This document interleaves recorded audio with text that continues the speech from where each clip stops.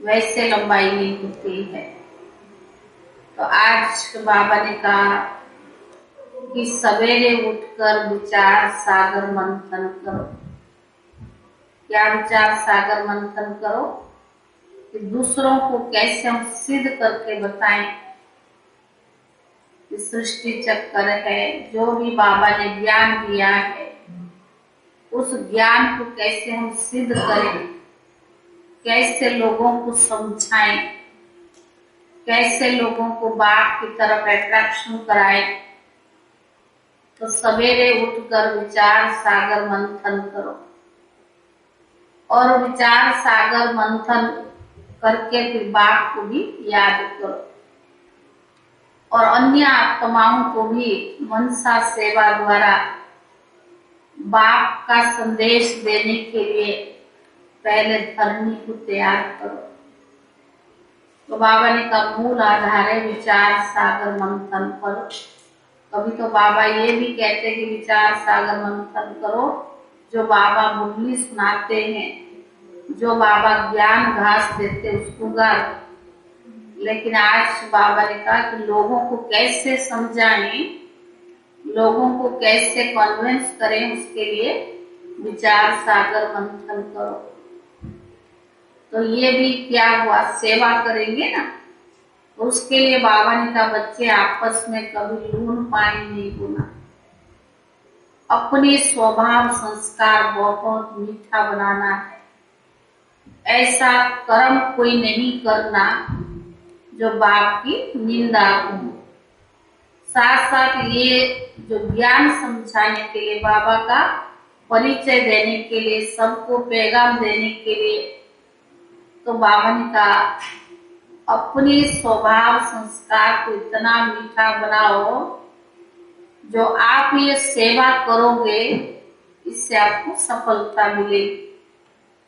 और है बाबा का आज सारी महावाक्य, कैसे लोगों को बाबा का ज्ञान सुनाए, कैसे बाबा को सिद्ध करे। स्तंभत कब से शुरू हुआ, लक्ष्मी नारायण कब से आए, सारी सृष्टि चक्कर, सीढ़ी गोला का चित्र, इस पर लोगों को समझा। आज बाबा की महावाक्य का सार है, मीठे बच्चे विचार सागर मंथन कर भारत की हिस्ट्री ज्योग्राफी और नई दुनिया का स्तंभत सिद्ध कर बताओ कि कल्प की आयु तो सिद्ध हो ही जाएगी। मीठे बच्चे विचार सागर मंथन कर भारत की हिस्ट्री ज्योग्राफी और नई दुनिया का स्तंभत सिद्ध कर बताओ तो कल्प की आयु सिद्ध हो जाएगी। प्रश्न है, तुम बच्चों को अभी कौन सी धुन लगी हुई है जो मनुष्य से भिन्न है? तुम बच्चों को अभी कौन सी धुन लगी हुई है जो मनुष्यों से भिन्न है? जैसे बाबा का परिचय, कौन सा धुन?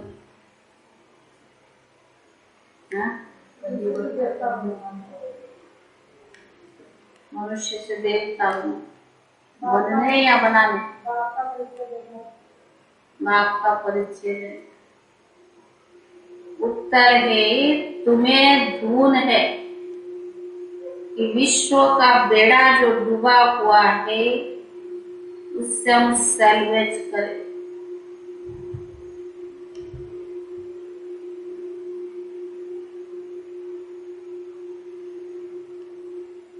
सबको सच्ची सच्ची सत्य नारायण की कथा व अमर कथा सुनाए, जिससे सबकी उन्नति।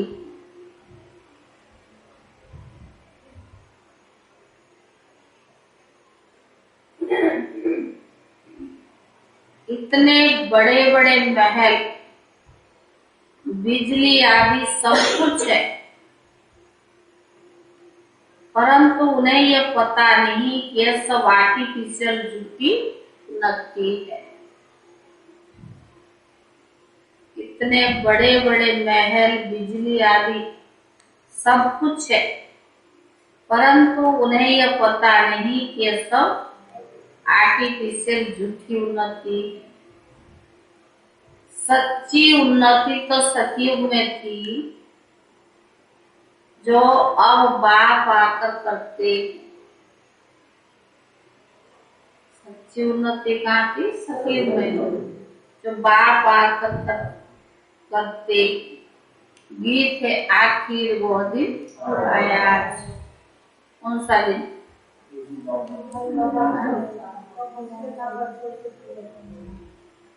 ओम शांति। गरीब निवाज बाप आया तो सही, परंतु कोई सही तिथि तारीख नहीं लिखे। कोई डेट स्तंभत तो होना चाहिए। जैसे बताते कि आज फलानी तारीख, फलाना मास, फलाना स्तंभत है। गरीब निवाज कब आया यह लिखा नहीं। श्री बाबा गरीब निवाज को कब सृष्टि पर आया कुछ लिखा नहीं। जैसे लक्ष्मी नारायण सतयुग आदि में थे, तो उनका भी स्तंभत होना चाहिए ना। इनका फलाने स्तंभत में राज्य था, लक्ष्मी नारायण का भी स्तंभत है, और वो सबके अपनी अपनी स्तंभत है। गुरु नानक का भी लिखा होगा कि फलाने स्तंभत पे जन्म लिया। स्तंभत विगत तो पता भी नहीं पड़ता है। यह लक्ष्मी नारायण भारत में राज्य करते थे, तो जरूर स्तंभत तो होना चाहिए। इनका स्तंभत माना स्वर्ग का स्तंभत, लक्ष्मी नारायण का स्तंभत माना स्वर्ग का। लक्ष्मी नारायण ने सतयुग में राज्य किया। किस स्तंभत से किस स्तंभत तक कहेंगे तो अभी 5000 वर्ष तो कहेंगे। गीता जयंती का थोड़ा फर्क करना पड़ता है। शिव जयंती और गीता जयंती में फर्क नहीं है। कृष्ण जयंती फर्क पड़ेगा। बाबा ने कहा बाबा तो संगम युग पर आते हैं। गीता जयंती और शिव जयंती में फर्क नहीं है, कृष्ण जयंती का फर्क पड़ेगा। लक्ष्मी नारायण का वही स्तंभत लिखना होगा। यह भी विचार सागर मंथन करना होता है। पब्लिक को ये कैसे बताएं? क्या बताएं? लक्ष्मी नारायण का स्तंभत कब है? शिव जयंती, गीता जयंती, ये सिद्ध करके लोगों को कैसे बताएं? लक्ष्मी नारायण का क्यों नहीं स्तंभत दिखाते? विक्रम विक्रम विक्रम स्तंभत दिखाते, बाकी विक्रमाजित स्तंभत है कहाँ? अभी तुम बच्चों को अच्छी रीति सब मालूम। भारत की हिस्ट्री जोग्राफी नई दुनिया का स्तंभत भी दिखाना चाहिए। नई दुनिया में राज्य था जब आदि सनातन देवी देवताओं का, तो उनका भी स्तंभत कहेंगे ना। भारत की हिस्ट्री जोग्राफी नई दुनिया का स्तंभत भी दिखाना चाहिए। नई दुनिया में राज्य था आदि सनातन देवी देवताओं का, तो उनका स्तंभत भी कहेंगे। हिसाब तो करेंगे ना, तो उनको 5000 वर्ष हुआ। ये सिद्ध कर बताने से कलम की आयु भी सिद्ध हो जाएगी। और लाखों वर्ष जो लिखा है वह झूठ हो जाएगा। यह बातें बाप ही आकर समझाते हैं। जो मनुष्य सृष्टि का बीज रूप है, सृष्टि के आदि मध्य अंत को जानने वाला है, लक्ष्मी नारायण के विनाशित को 5000 वर्ष हुआ है। 52 का 3750 वर्ष हुए राम सीता बापू दत्ता से। तो फिर आगे उनकी विनाशित चली। फिर विक्रम संवत शुरू होता है। विक्रम राजा का संवत है, वह भी राइट नहीं है। आप बीच में कुछ वर्ष घूम है, होना चाहिए 2500 वर्ष। इस्लामी बौद्ध का भी थोड़ा समय पीछे शुरू होता है। जैसे 2022 है ना, इससे पहले की पूर्व तो 2500 वर्ष का इतिहास इन्होंने 2000 वर्ष से अपना संवत दिया है। तुम जानते हो हम सभी देवी देवता के चक्कर लगाकर ब्राह्मण बने हैं। ये हिस्ट्री जोग्राफी अच्छी तरह समझानी है। ब्राह्मण से फिर देवता बनते हैं। हिस्ट्री जोग्राफी समझते हो तो संवत भी समझाना पड़ेगा। सीढ़ी के चित्र में संवत लिखा हुआ है। भारत का संवत ही गुम हो गया है। जो पूज्य थे उनका संवत गुम कर दिया है। पुजारियों का संवत शुरू हो गया है। देखो, अशोक का तिलक कहते हैं ना, अशोक तिलक कहते हैं। द्वापर में अशोक माना सुख रहित कोई तो है नहीं। अशोक तिलक तो आधा कलम सती त्रता तक ही चलता है। उनकी महिमा है, शोक पिलर की महिमा नहीं है। यहाँ तो दुख ही दुख है। अशोका होटल नाम रखा है परंतु है नहीं। आधा कल्प क्षण भंगुर सुख को अशोक कह देते हैं। यहाँ तो अशोक कुछ है ही नहीं। मांस मदिरा पता नहीं क्या क्या गंध खाते रहते हैं।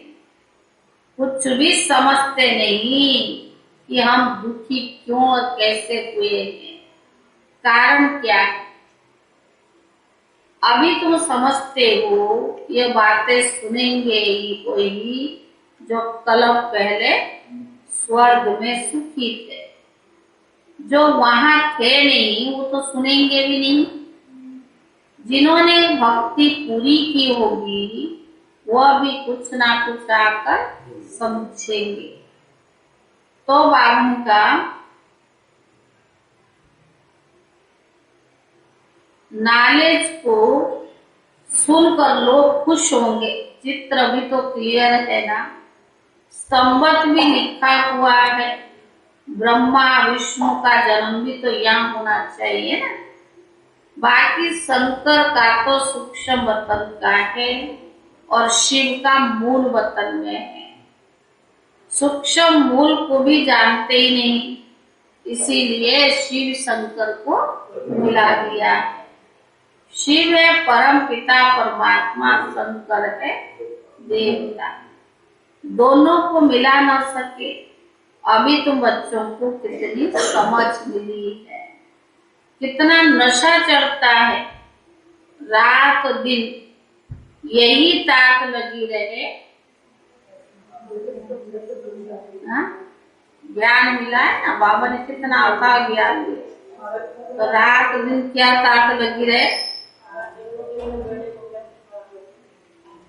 डूबे हुए बेड़े को कैसे पार करो, और क्या ताक लगी।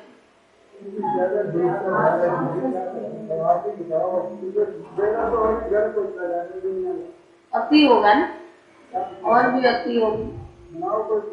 तो बाबा ने कहा यही ताक लगे कि हम लोगों को कैसे समझाए। बेसमझ कोई तो समझाया जाता है। तुम समझते हो कि भारत पहले क्या था, डाउनफॉल कैसे हुआ। दुनिया समझती है हम बहुत उन्नति की, लोग थोड़ी समझते कि डाउनफॉल हो रहा है, वो तो समझते दुनिया और प्रगति की ओर जा रहा है। आगे तो इतने बड़े महल बिजली आदि कुछ नहीं था, अभी तो बहुत उन्नति को पा रहा है कि उनको यह पता नहीं कि आर्टिफिशियल झूठ है, सच्ची उन्नति तो सतयुग में थी। यह समझाना है मैं अपनी धुन में है, तुम्हारी धुन भी अपनी है। तुमको खुशी है तो विश्व का बेड़ा डूबा हुआ था, उनको हम बाबा की नॉलेज द्वारा सेल्वेज कर रही थी। बाबा हमें सत्यनारायण की कथा व अमर कथा फिर से सुनाते हैं। भक्ति मार्ग में तो अनेक कथाएं सुनाते हैं, तुम समझते हो ये सब झूठी कथाएं। फिर बाबा ने कहा जिससे कोई फायदा नहीं। भक्ति मार्ग में जो कुछ सुनते आए फायदा क्यों नहीं हुआ, क्योंकि सब झूठी कथाएं हैं। सिख लोगों का भी मेला लगता है, वहाँ वो तालाब में स्नान करते हैं, वह गंगा जमुना आदि को नहीं मानते। कुंभ के मेले पर सिख लोग नहीं जाते, वो अपने तालाब पर जाते होंगे, उनका फिर खास वहाँ प्रोग्राम आदि होता है। कभी उनको साफ करने भी जाते तालाब को। हाँ, सतयुग में तो ये बातें होती नहीं। सतयुग में नदियां जल और यहाँ के गंगा जल में रात दिन का फर्क है। सतयुग में गंगा नदी नाले के जल और यहाँ के जल में बहुत फर्क है। यहाँ तो बहुत खिचड़ा पड़ता रहता है, वहाँ तो हर एक चीज बहुत फर्स्ट क्लास होती है। तो तुम बच्चों को बहुत खुशी है कि हमारी राजधानी ऐसी होगी। हम फिर से 5000 वर्ष के बाद श्रीमत पर स्वर्ग की स्थापना कर रहे हैं। नाम ही स्वर्ग है, वैकुंठ है, जिसमें लक्ष्मी नारायण का राज्य था। शांति धाम अथवा निर्वाण धाम एक ही है। तुम जानते हो हम शांति धाम में कैसे रहते हैं। ऊपर में शिव बाबा, फिर ब्रह्मा विष्णु शंकर, फिर देवताओं की माला, फिर क्षत्रिय वैश्य शूद्र। निराकारी झाड़ से आत्माएं नंबरवार आती रहती है, जो सतयुग में आने वाले है नहीं। वे पढ़ने के लिए भी कभी आएंगे नहीं, जो सतयुग में नहीं आएंगे वो यहाँ पढ़ने के लिए भी कभी आएंगे नहीं। तो बाबा ने कहा हिंदू धीर जैसे अलग हुए पड़ा है, किसको पता नहीं कि आदि सनातन देवी देवता धर्म था, वह धर्म कैसे आकर स्थापन हुआ यह किसको भी पता नहीं है। तुमको यह नॉलेज अब दी गई है कि दूसरों को कैसे समझाओ। चित्र तो बहुत सहज, कोई को भी समझा सकते हो। तीनों को राज्य कब और कैसे मिला। लक्ष्मी नारायण है, राधे कृष्ण है, राम सीता, जो भी पूज्य जिनको मानते हो, तो बाबा ने कहा उनको भी समझा सकते हो इन्होंने कैसे लिया और इन्होंने कितना समय तक राज्य किया। राम सीता का भी तो होना चाहिए कि फलाने स्तंभ से फलाने स्तंभ तक इनका राज्य था। पीछे फिर पतित राजाएं शुरू हो जाते हैं। यह देवताएं हैं मुख्य, जिनकी पूजा होती है। वास्तव में महिमा सारी किसकी होनी चाहिए? शिव बाबा की। फिर पूजा भी उनकी होनी चाहिए। भक्ति मार्ग में तो सबको पूजते रहते हैं अपने अपने समय पर हर एक की महिमा होती है। अपने समय पर हर एक की महिमा होती है। मंदिर में जाकर पूजा आदि करते हैं, परंतु उनको बिल्कुल जानते नहीं। तो बाबा ने कहा बिल्कुल ही नहीं जानते। अभी तुम समझते हो, सुनकर खुश हो। अभी तुम समझाते हो तो सुनकर खुश होते हैं। तब तो सेंटर्स खुलते जाते हैं ना। समझते हैं कि ये नॉलेज से हम सो देवता बनेंगे। बाप गरीबों को आकर साहूकार बनाए थे। साहूकार नहीं साहूकार, और बाबा गरीबों को आकर साहूकार बनाए। बाप आकर बच्चों को समझाते हैं, बच्चे फिर औरों को समझाकर उन्हों का भाग्य खुले। बाबा बच्चों को समझा दिया, बच्चे फिर क्या करें, औरों को समझाकर उनका भाग्य खुले। वर्ल्ड की हिस्ट्री जोग्राफी अभी तुम बाप द्वारा सुनते हो। वह समझते हैं तुम सब कुछ जान जाते हो। फिर वर्ल्ड की हिस्ट्री जोग्राफी तो जरूर वर्ल्ड का रचयिता बीज रूपी सुनाएंगे ना। वही नॉलेज है। वह निराकार शिव देहधारी को समझाते हैं। मैं परम धाम में रहने वाला हूँ। अभी मैंने ये शरीर लिया हुआ है। मैं भी तो आत्मा हूँ, मैं बीज रूप। मैं नॉलेजफुल होने के कारण तुम बच्चों को समझाता हूँ। इसमें आशीर्वाद कृपा आदि करने की कोई बात नहीं। ना अलग काल का सुख की बात है। अलग काल का सुख तो लोग दे देते हैं। हमको तो कुछ फायदा हुआ, एक को कुछ फायदा हुआ, बस उसका नाम चढ़ जाता। कोई सन्यासी गुरु आदि के पास कोई जाते हैं, अगर उनका कुछ फायदा हो जाता है, उसका नाम बताए तो वहां कितनों की हाजिर हो जाती है। तो बावन का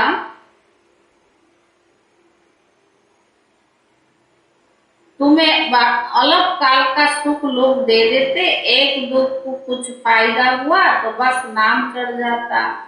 तुम्हारी प्राप्ति है 21 जन्मों के लिए। सो तो सिवाय बाप के ऐसे कोई प्राप्ति करा नहीं सकते। 21 जन्मों के लिए निरोगी काया कोई बता भी न सके। भक्ति मार्ग में मनुष्यों को थोड़ा भी सुख मिला तो खुश हो जाते हैं। यहाँ तो भक्ति मार्ग में थोड़ा कुछ मिला तो खुश हो जाते हैं। यहाँ तो बावन का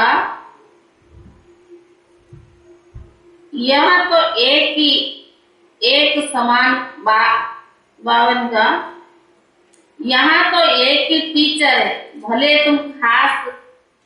तुम खास बैठ समझाते होंगे, लेकिन नॉलेज तो एक ही, ज्ञान एक ही है, देने वाला एक ही। भले कलाकार कोई है, अपनी कला के रीति से समझाते, पर ज्ञान तो एक ही है ना। सिर्फ हर एक के उठाने पर मदार है। यह भी एक कहानी है जिसमें सारा राज आ जाता है। 84 जन्म की कहानी है, इसमें सारा ज्ञान आ जाता है। बाबा सत्यनारायण की कथा भी सुनाते हैं। तुम तिथि तारीख सब सुना सकते हो। कोई सत्यनारायण की कथा सुनाने वाला भी नामी ग्रामी होंगे, उनको सारी कथा कंठ हो जाती है। तुम फिर ये सत्यनारायण की कथा कंठ कर लो, बहुत सहज है ज्ञान सुनाना, और मन उसको इतना अच्छे कंठ कर लो, बहुत सहज है। बाप पहले कहते मनमना भव, फिर बैठ हिस्ट्री जोग्राफी समझाओ। इन लक्ष्मी नारायण का तो संबंध बता सकते हो ना। आओ तो हम आपको समझावे कि बाप कैसे आकर संगम युग पर आते। तो बावन का ब्रह्मा तन में आकर सुनाते किसको? ब्रह्मा मुख वंशावली ब्राह्मण, जो फिर देवता बनते हैं, यही है 84 जन्म की कहानी। क्या उनको बोलो कि भगवान आकर के ब्रह्मा मुख वंशावली ब्राह्मणों को जो ज्ञान सुनाते हो आकर समझो, यही है 84 जन्म की कहानी। ब्राह्मण सो देवता बनते हैं, पूरी नॉलेज है। यह सुनकर फिर बैठकर रिपीट करो तो बुद्धि में सब आ जाएगा कि हम देवता थे, फिर ऐसे चक्कर लगाया। यह है सत्यनारायण की कथा। इतनी सहज है, कैसे राज्य लिया फिर कैसे गमाया, कितना समय राज्य किया। लक्ष्मी नारायण और उनका कुल, उनका घराना था ना, सूर्यवंशी घराना, फिर चंद्रवंशी घराना, फिर संगम पर बाप आकर शूद्रवंशियों को ब्राह्मण वंशी बनाते। ये सच्ची सच्ची कथा तुम बच्चे की सुन रही हो। सतयुग में लक्ष्मी नारायण के हीरे जवाहर के महल थे। अभी तो क्या है, बाबा ने यह तो कथा सुनाई है। अब बाप कहते सिर्फ मुझ बाप को याद करो तो खाद निकल जाएगी। सारी 84 जन्म की कहानी सुना दिया बाबा। अब क्या है, अब मुझ बाप को याद करो, खाद निकल जाएगी। जितना खाद निकलेगी उतना क्या होगा, उतना ऊंच पद पाएंगे। नंबर वार समझते बाबा जो इतनी कथा सुनाया, समझने वाले क्या है, नंबर वार। बाबा जानते हैं कौन कौन अच्छी रीति बुद्धि में धारण कर सकते हैं। समझाने में कोई तकलीफ नहीं है, बिल्कुल सहज है। पर मनुष्य से देवता बनना तो मशहूर है ना। घड़ी घड़ी ये सत्यनारायण की कथा सुनाते हो, वह है झूठी और यह है सच्ची। सेंटर पर भी सत्यनारायण की कथा सुनाते रहो, मुरली सुनाते रहो तो बहुत सहज है। कोई भी सेंटर चला सकता है, परंतु मेहनत, परंतु लक्षण भी अच्छे चाहिए ना। एक दो में लून पानी नहीं होना चाहिए। आपस में मीठे होकर नहीं चलते तो बाप की इज्जत गंवाते। बाप कहते अगर मेरी निंदा कराएंगे तो ऊंच पद नहीं पा सकेंगे। उन गुरु ने तो फिर अपने लिए कह दिया, गुरु का निंदा और न पाए। अब तो ये बाबा ने कहा, अभी तो वो कोई ठोर बताते नहीं है। ठोर बताने वाला तो एक ही बात है। अगर तुम उनकी निंदा कराएंगे तो बाबा ने कहा वो गुरु कोई ठोर नहीं बताते, ठोर तो शिव बाबा बताते हैं ना। अगर उनकी निंदा कराएंगे तो ऊंच पद पा नहीं सकेंगे। उन गुरु ने फिर अपने लिए कह दिया है, ठोर बताने वाला तो एक ही है। फिर पद भ्रष्ट भी हो पड़ता है, काला मुंह करते हैं, अपनी सत्यानाश करते हैं। ऐसे भी बहुत है जो हार खा लेते। फिर कोई तो सच्चाई से लिखते हैं और कोई तो झूठ बोलते रहते। अगर सच्ची कथा सुनाते रहे तो बुद्धि से झूठ भी निकल जाए। ऐसी चलन नहीं चलनी चाहिए जिससे बाप की निंदा हो। इतनी ऊंची रॉयल कुल के बच्चे हैं, ब्राह्मण कुल के, ब्रह्मा मुख वंशावली ब्राह्मण है। बाबा का देवता बनना है तो अपनी चलन इतनी अच्छी। तो बावन का चलन ऐसी चलनी चाहिए जिससे बाप की निंदा ना हो। जिनकी ऐसी अवस्था है वह जहां भी जाते हैं वो ऐसी चलन चलते हैं। इनकी ऐसी हालत है, खुद भी समझते हैं कि कुछ भी हो जाए हम सुधर नहीं सकेंगे, चाहे बताए या ना बताए, समझते हैं ना संस्कार ऐसे है, सुधर नहीं सकेंगे। फिर बाबा राय देते हैं तुम घर गृहस्थ में रहो, यज्ञ में रह के चलन अच्छा चाहिए। हजारों लोग लाखों लोग देखते हैं तो अपनी चलन बहुत अच्छी होनी चाहिए। अगर बाबा ने ऐसा चलन नहीं चलते तो बाबा क्या राय देगा, चाहे कि घर गृहस्थ में रहो। जब धारणा हो जाए तब फिर सर्विस करने आना। घर में रहेंगे तो तुम्हारे ऊपर इतना पाप नहीं चढ़ेगा। बाबा को जो यज्ञ में रह के ऐसे ऐसे कर्म करते हैं ना तो उनसे ज्यादा पाप से 1 का 100 गुना बनता है। अगर यज्ञ की बातें, यज्ञ की कोई भी ऐसी चीज हम बाहर फेंकते हैं या दूसरों को सुनाते हैं, उससे अपना ही नुकसान होता है, बोझ चढ़ता है। जिस यज्ञ हमारी इतनी परवरिश कर रहा है, हमारी पालना कर रहा है, बाबा ने अपनी छत्र छाया 4 दीवार के अंदर रख के हमें सेफ रखा है, फिर भी ऐसी यज्ञ की कहता ना जहाँ खाते वहां ही फिर क्या करते, उनका क्या होगा, बुरा हाल तो होगा। अभी नहीं पता पड़ता है लेकिन वक्त आएगा सब तब कुछ होगा नहीं। तो बाबा ने कहा घर में रहेंगे तो तुम्हारे ऊपर इतना पाप नहीं चढ़ेगा। यहाँ फिर ऐसी काम चलन चलते हैं, ऐसी कमन चलन चलते हैं जो बाप की निंदा करा देते। जैसे घर में थे ऐसे यज्ञ में रह रहे तो क्या सुधार हुआ।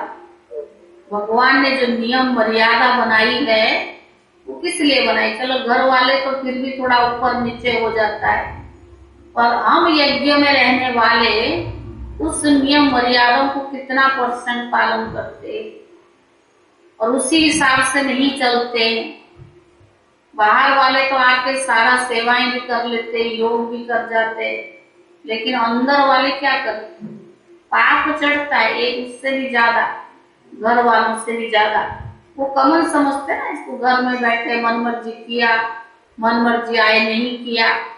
उषा जी एक बार आए थे ना बीच में, यहाँ बहुत अच्छी क्लास कराया था उन्होंने कि हम अंदर रहने वालों को बाबा इतना देता है, इतना देता, भाग्य से भी जरूरत से भी ज्यादा, और उसमें भी हम 8 घंटा भगवान की सेवा नहीं कर सकते तो क्या फल मिले। दुनिया वाले कहते हमें फुर्सत नहीं है, समाज के अंदर है, लेकिन हम अंदर रह के भी हमारे पास समय होते हुए भी हम कितना उसको वेस्ट करते हैं। तो बाबा ने कहा यहाँ भी ऐसी कमन चलन चलते हैं जो बाप की निंदा करा देते हैं, तो तुम्हारे ऊपर बाबा ने कहा घर में रहने वालों के ऊपर इतना पाप नहीं चढ़ेगा। इसमें तो ग्रस्त व्यवहार में रहकर कमल फूल समान रहना अच्छा है। यहाँ रहकर उल्टा सीधा काम करने के बजाय घर में रहकर कमल फूल समान रहना अच्छा है। अच्छा मीठे मीठे सिखिले दे बच्चों प्रति माता पिता बाप दादा का यार प्यार और गुड मॉर्निंग। रूहानी बाप की रूहानी बच्चों को नमस्ते। रूहानी बच्चों की तरफ से रूहानी बाप दादा को यार प्यार और नमस्ते। धारणा के मुख्य स्थान पहला है अंदर से झूठ निकल जाए उसके लिए सदा सत्यनारायण की कथा सुननी और सुनानी है। अंदर से झूठ निकल जाए उसके लिए सदा सत्यनारायण की कथा सुननी और सुनानी। कभी ऐसी चलन नहीं चलनी है जो बाप की निंदा। कभी ऐसी चलन नहीं चलनी है जो बाप की निंदा। दूसरा, आपस में बहुत मीठा होकर रहना है, कभी लून पानी नहीं होना है। आपस में बहुत मीठा होकर रहना है, कभी लून पानी नहीं होना है। अच्छे लक्षण धारण कर फिर सेवा करनी। अच्छे लक्षण धारण कर फिर सेवा करनी। वरदान,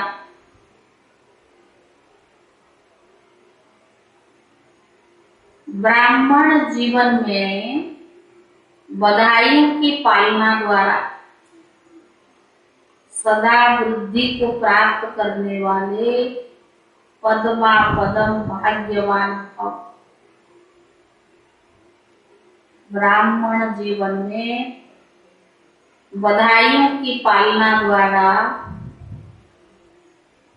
सदा वृद्धि को प्राप्त करने वाले पद्मा पदम भाग्यवान भव।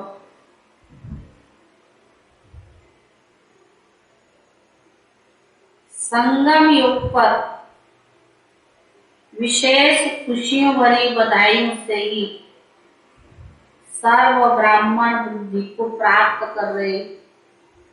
बाबा हमें विशेष बधाइयां देता रहता, खुशी देता रहता है। खुशियों भरी बधाइयों से ही सर्व ब्राह्मण वृद्धि को प्राप्त कर रहे हैं। ब्राह्मण जीवन की पालना का आधार बधाइयां हैं।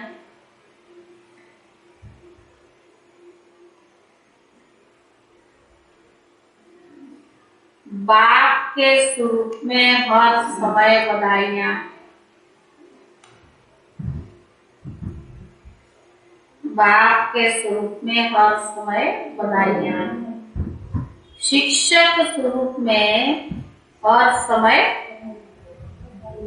अभी बाबा ने एक बार उसमें अभी एक तो मुरली में 2-3 मुरली अभी तो पहले इससे पिछला संडे की जो मुरली थी, बाबा टीचर के रूप में क्या इसमें पूरा मुरली वही था।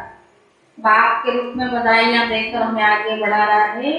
शिक्षक रूप में हर समय शाबाश शाबाश का बोल पास विद ऑनर बना रहा है। सदगुरु के रूप में पिछले मुरली दुआएं, बाबा ने कहा सदगुरु के रूप में हर श्रेष्ठ कर्म की दुआएं सहज और मौज वाली जीवन अनुभव करा रही है। इसीलिए पद्मा पदम भाग्यवान को, जो भाग्य विधाता भगवान के बच्चे, इसीलिए पद्मा पदम भाग्यवान को, जो भाग्य विधाता भगवान के बच्चे संपूर्ण भाग्य के अधिकारी बन गए। संपूर्ण भाग्य के अधिकारी बन गए। स्लोगन, सच्ची सेवा द्वारा सर्व की आशीर्वाद प्राप्त करने वाले की तकदीरवान है। सच्ची सेवा द्वारा सर्व की आशीर्वाद प्राप्त करने वाले की तकदीरवान है। ओम शांति।